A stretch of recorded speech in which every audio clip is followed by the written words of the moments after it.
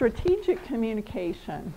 Now, I've been teaching leaders and teams for a long time, and I only recently came up with this framework about strategic communication. And I did that because I looked at all the things I had taught leaders and teams over the years, and I realized that one thing I have tremendous passion for and that I always like to teach people is what's the bigger picture, right? How do you take not only the current moment and the current situation you're in into consideration, but how do you put that in the context of the larger picture, the larger situation in which you're operating, because that's what's challenging, right? We get into these default patterns that we all have, and sometimes we forget to be strategic. Do you have to be strategic all day long, every day? I mean, in every interaction you have, every conversation, do you need to be strategic?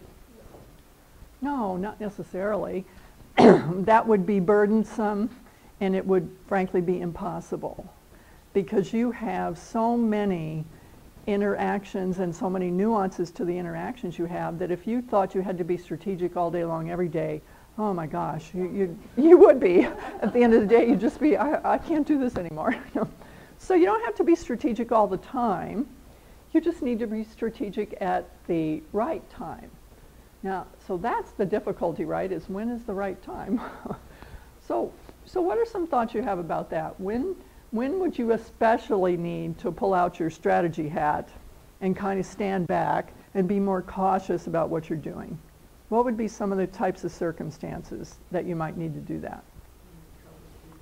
When you're troubleshooting, right? Something's already gone wrong and you're trying to get it back on track, okay?